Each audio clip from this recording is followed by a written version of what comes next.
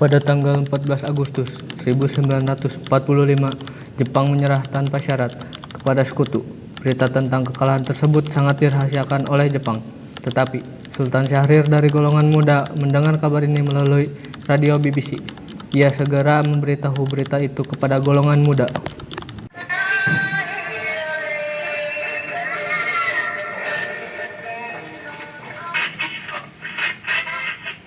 Japan has today surrendered the last of our. Assalamualaikum saudara-saudaraku. Waalaikumsalam warahmatullahi wabarakatuh. Saya membawa kabar bahagia bahwa Jepang telah menyerah kepada Sekutu karena kota Nagasaki dan Hiroshima telah dibom oleh Sekutu. Jangan bohong kamu. Saya tidak berbohong, saya mendengarnya langsung dari siaran radio BBC. Jika apa yang dikatakan Anda itu memang benar, lebih baik kita laksanakan rapat proklamasi dengan pemuda lainnya. Ayo laksanakan.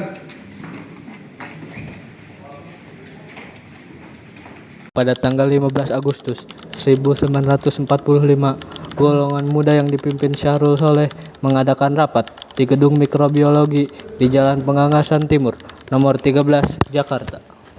Jepang telah menyerah kepada Sekutu, bisa saja terjadi kekosongan kekuasaan. Kalau begitu, kita harus segera membebaskan golongan tua untuk memproklamasikan kemerdekaan Indonesia. Tetapi jangan sampai proklamasi kemerdekaan kita sendiri diproklamasikan oleh Jepang. Kenapa Anda berpendapat seperti itu? Karena PPKI adalah badan pembentukan dari Jepang. Kita tidak ingin ikut campur tangan dari Jepang. Maka dari itu kita menolak segala hadiah dari Jepang. Kita akan memproklamasikannya sendiri. Yang Anda katakan benar, kemerdekaan adalah hak kita yang harus segera diproklamasikan. Oleh karena itu, mari kita temui Insinyur Soekarno dan Bung Hatta untuk memutuskan segala bentuk hubungan dengan Jepang. Tepat sekali. Kalau begitu Darwis, Wikana, dan Syahrir segera pergi ke kediaman Bung Karno. Saya dan pemuda lainnya akan menyuruh pemuda lain untuk menaklukkan kekuasaan Jepang. Kalau begitu, kami pamit undur diri.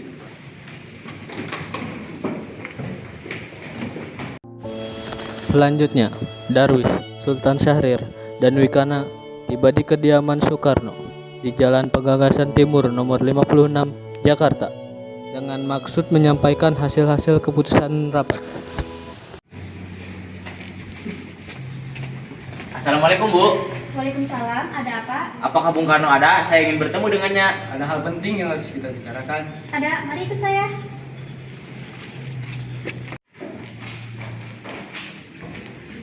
Komas, ada yang ingin bertemu dan bicara hal penting. Baiklah, suruh masuk saja. Baik.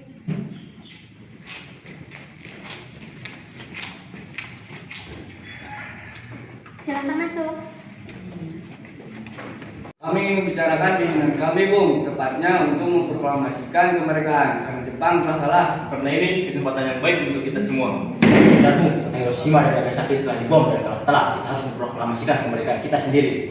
Apa kalian telah memikirkan bahaya apa saja yang akan terjadi jika kita tetap nekat memproklamasikan kemerdekaan?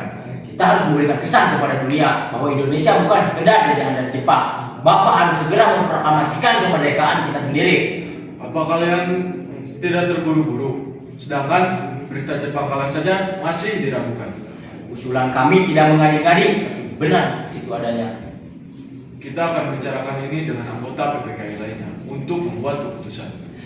Untuk apa lagi? Untuk memastikan semua ini, Bapak harus segera melaporkan diri dari mereka. diriku masih kuat di sini. Dirimu sudah kalah, lemah. Diriku masih kuat untuk mengangkat senjata Syahrir. Cukup. Tidak ada gunanya kita meninggalkan ego kita masing-masing. Yang terpenting, tidak ada terjadi pertumpahan darah di antara kita. Hidup yang tak dapat dibenarkan tak perlu dipertahankan. Setelah kepergian Sultan Syahrir, Wikana, dan Darwis, golongan muda lainnya tiba di kediaman Soekarno. Mereka bermaksud untuk mendesak Soekarno kembali untuk memproklamasikan kemerdekaan Indonesia. Tetapi usaha mereka tetap gagal. Kami minta Bung Karno dan Bung Hatta segera memproklamasikan Indonesia. Benar itu, Bung. Malam ini juga. Tidak, semua dari kalian tak masuk akal. Tapi ini semua telah kami pikirkan matang-matang. Benar itu, Bung. Tidak, semua dari kalian tak ada gunanya. Jadi, Bung masih mau menunggu sidang PPKI besok? Ya, karena itu adalah jadwalnya. Ada apa ini, ada apa? Kami meminta kepada Bung Karno dan Bung Hatta segera memproklamasikan kemerdekaan. Tidak, kita tidak mau gegabah. Baiklah, kami berdiri.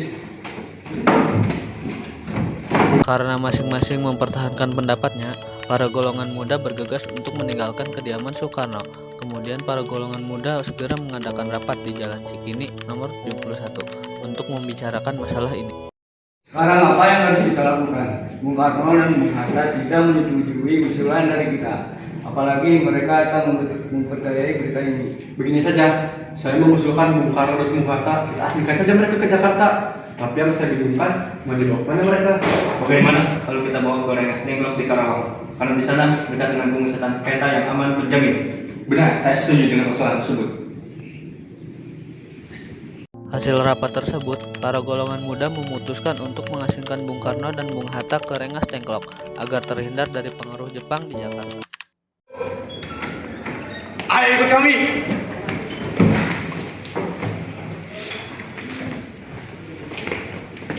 Ada apa ini sekarang nih? Tidak tahu, saya tidak tahu apa-apa. Keesokan harinya, Subarjo mencari Bung Karno dan Bung Hatta, tetapi mereka tidak ada di kediamannya.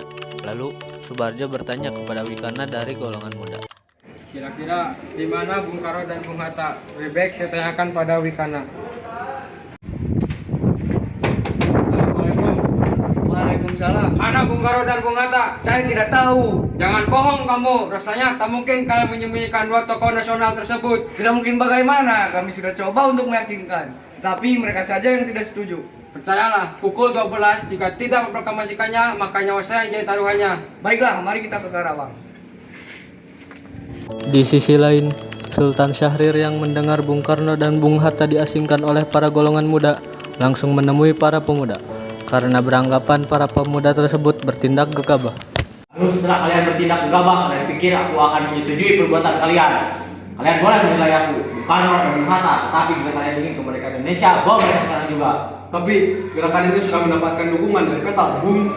Bawa mereka kembali sekarang juga. Asal kalian tahu, satu orang, dua orang sudah cukup menghentikan mereka. Bawa mereka sekarang juga. Pada pukul 17.30, Subarjo yang ditemui Wikana tiba di Rengas Dengklok untuk menjemput Bung Karno dan Bung Hatta. Di mana Bung Karno dan Bung Hatta? Kamu mau apa? Mana Bung Karno dan Bung Hatta?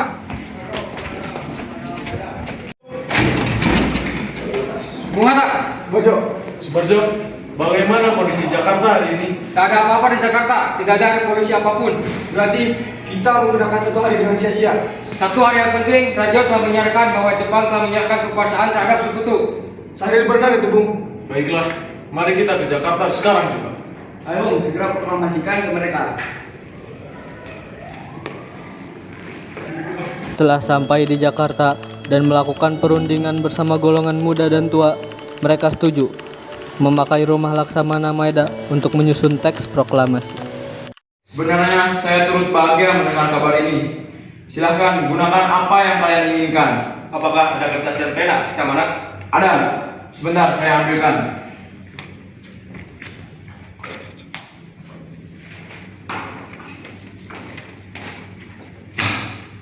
Baiklah, bagaimana dengan tanda tangan teks proklamasi ini?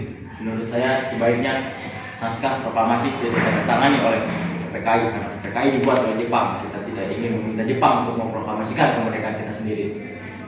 Adakah dari kalian untuk mengatasi persoalan ini? Bagaimana kalau naskah ini ditandatangani oleh hadirin yang ada pada saat ini? Pendapat yang bagus. Bagaimana para hadirin? Setuju. Baiklah, ketikan saya teks proklamasi sekarang.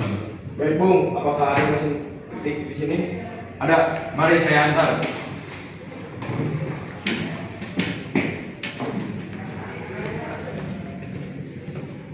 Hari proklamasi pun tiba. Teks proklamasi dibacakan oleh Soekarno. Proklamasi. Kami, bangsa Indonesia, dengan ini menyatakan kemerdekaan Indonesia.